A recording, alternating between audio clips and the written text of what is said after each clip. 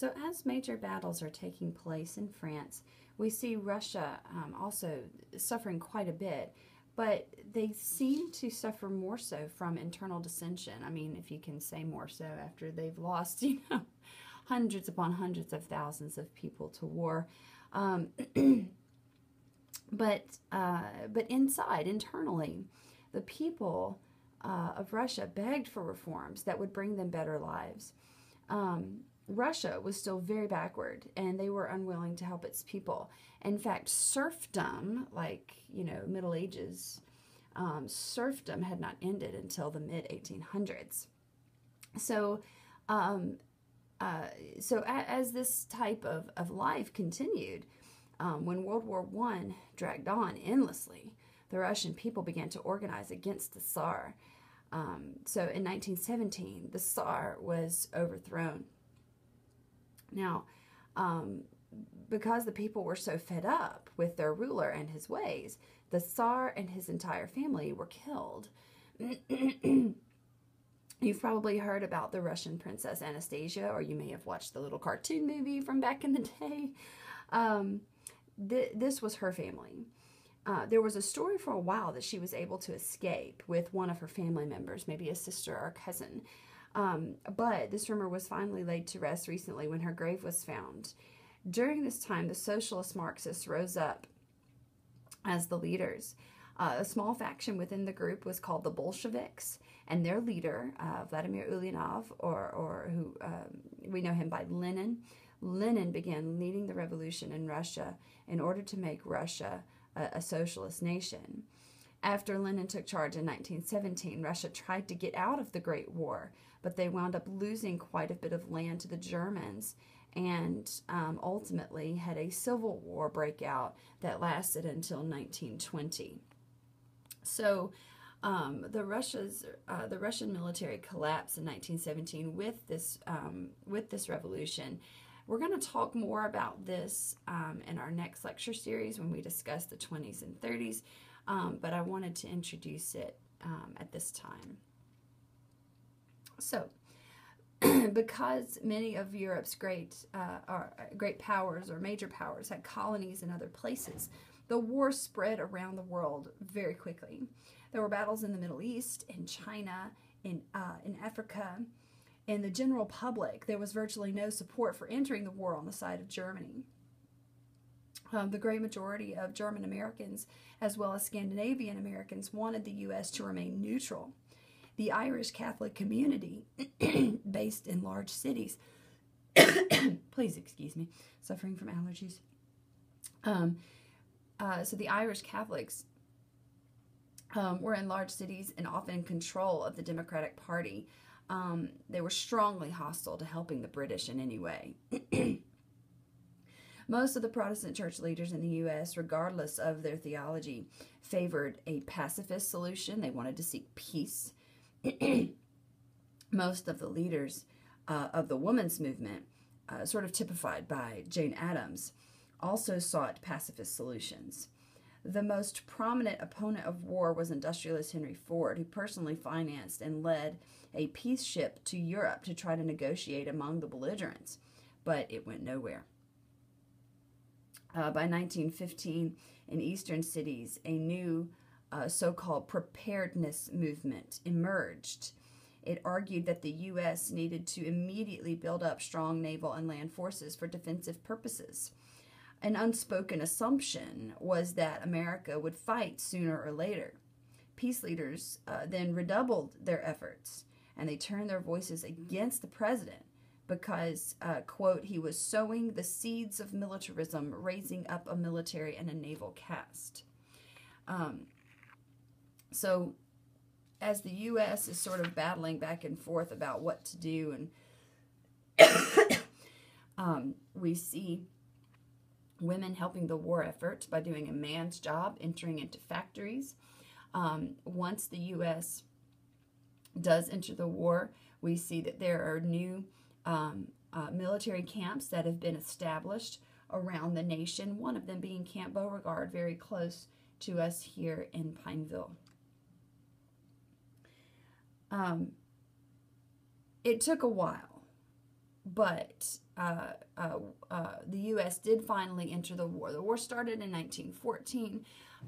Of course, there were some backdoor dealings where the U.S. was supplying European forces, such as the British and the French, with different things. But again, these were like backdoor dealings, certainly not sanctified by the government, because President Woodrow Wilson said that the U.S. would remain neutral in thought and deed. Then in 1915, a passenger liner by the name of the Lusitania was sunk by a German submarine. When this happened, you see people like Theodore Roosevelt getting very upset. Theodore Roosevelt called it an act of piracy, and people began to cry out more so for military preparedness and to enter the war. But still, Wilson would not ask Congress for a declaration of war. They said they were going to stay out of it. And actually, that's how President Wilson earned his, or got his, won the second election. His campaign was, he kept us out of the war. Excuse me. But then in 1917, we see the Zimmerman Note intercepted by British forces. What may have been intercepted before 1917, but that's besides the point. The Zimmerman Note was intercepted, and the British handed it over to the U.S. The Zimmerman Note was a note from the Germans sent to Mexico saying, "Hey, Mexico, if you will fire on the United States, you can have U.S. territory." Now, this is significant because not too long before this, we'd fought the Mexican-American War, and like half of Texas was a contest who is going to have this portion of land. So we still see the Mexicans being very upset over some of the dealings with the U.S., and that's just one example. So with this note, Wilson approaches Congress and he requests a declaration of war, which is granted in April 1917. But again, public opinion is still divided. Some people are still very much calling for peace, and others are have been ready for war for some time. The home front saw a systematic mobilization of the entire population. This is not just the U.S., this is across the board, but I'm using the U.S. as an example. The entire economy mobilized to produce the soldiers, the food supplies, the munitions, the money needed to win the war. The beginnings of the existed post started in 1917 when the War Department authorized the building of more than 30 camps around the country, again, like Camp Beauregard, in order to train troops for World War I. There really had been very little planning or even recognition of the problems that the British and other allies had to solve on their home fronts by the U.S. As a result, the level of confusion was kind of high during the first 12 months, but then efficiency took control. The Food Administration, for example, launched a massive campaign to teach Americans to economize on their food budgets and grow victory gardens. You've probably heard of those, more closely linked to World War II. These victory gardens would have been grown in their backyards, and it helped to manage the nation's food distribution and prices. Crucial to U.S. participation was the sweeping domestic propaganda campaign executed by the Committee on Public Information. The campaign consisted of tens of thousands of government-selected community leaders giving brief, carefully scripted pro-war speeches at thousands of public gatherings, along with other branches of government and private vigilante groups like the American Protective League. It also included the general repression and harassment of people either opposed to American entry into the war of German heritage. Other forms of propaganda included newsreels, photographs, large print posters like what I have on the slide for you, magazine and newspaper articles, billboards. So they're really kind of going all out. And when we talk about propaganda, Propaganda has been used really since the dawn of time. It's just that with the printing press, with color, and with sort of a global community, now we've got some things that are maybe hit a little closer to home. Let's look at this one. Help us help our boys. Here's a young, fresh-faced young woman. She's looking back at you. I'm putting up a poster. What are you doing? You know, seems kind of ridiculous to us, but here she is. She's got a uniform on. It may be a YWCA uniform, but she wants to help. And if she wants to help, then why is it that maybe the mothers, the older women, are not helping? If she wants to help, then why is it that maybe even older men who couldn't get in? What can they do to help? She can put up a poster. What can I do? And then we look down here at this one. Destroy this mad brute. Enlists in the U.S. Army. Now this guy, this mad brute as he's called, is sort of this King Kong looking fellow. He's got a German helmet on, and in his hand he has a club, and it says culture. And in the other hand, he's holding a woman. Now, and let's think about the time. We study the past for the past's sake. The woman is a white woman, first of all. And in the U.S. at this time, and I would argue still today, the idea of beauty, or maybe not as much today, but the idea of beauty was very much one of a white woman. She's very fair-skinned. Her hair is down, and, you know, hair would have been worn up during this particular time. She's also bare-chested. So this brute, this crazy, horrible, violent creature has just taken this epitome of beauty, of gentleness, of femininity, and more than likely, maybe he's raped her.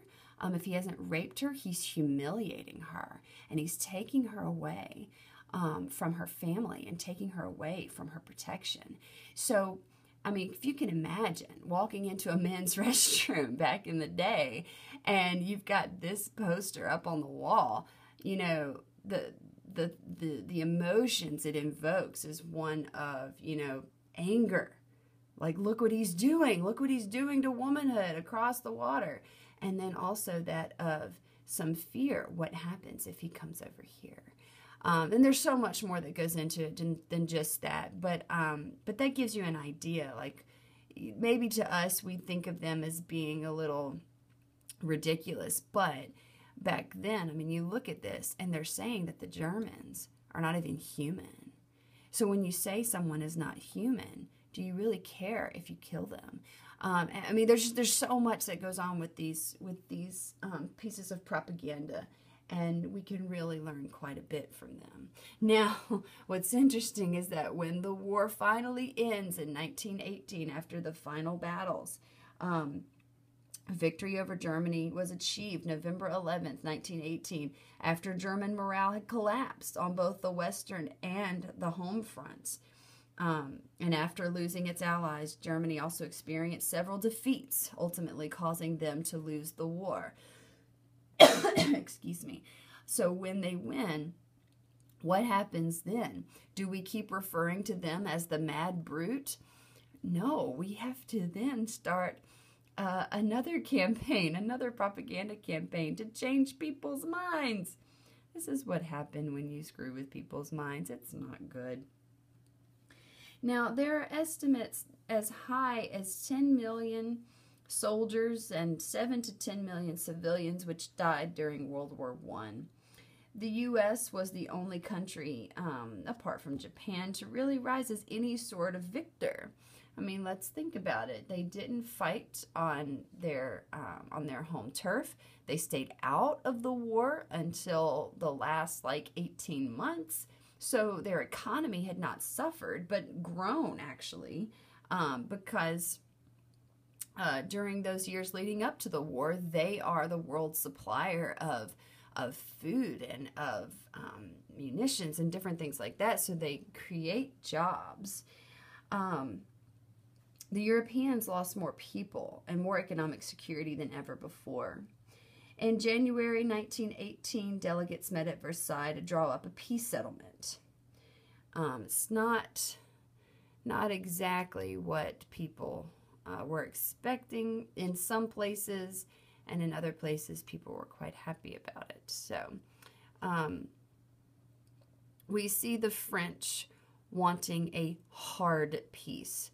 The French and the Belgians took the brunt of the German assault. Russia, although it had experienced a high level of casualties, they didn't experience near the destruction that the French did. And because Russia left the war before peace was achieved, Russia was left out. And apart from Russia, we have, of course, Germany and Austria-Hungary. They're completely left out. And on top of that, let's think about others. The Japanese. Now, the Japanese we haven't really talked about, but the Japanese were actually one of our allies, so to speak. And the Japanese were left out. Why? Because of racism. They were seen as inferior people, thus left out, and they walked out in a huff. I don't blame them. So President Wilson, the French want a hard peace. There's a lot of people who've been left out, and they're kind of ticked about this. President Wilson ultimately is driving this bad boy. And President Wilson wanted a just peace. He wanted justice to be served, but he did not want to wipe Germany completely off the map. So the victors obviously received some spoils of war, like restitution payments and land. Germany suffered under the peace treaty. The French got more of what they wanted than anybody else. The sufferings that the German people went through, we will see give rise to German nationalism yet again in the future.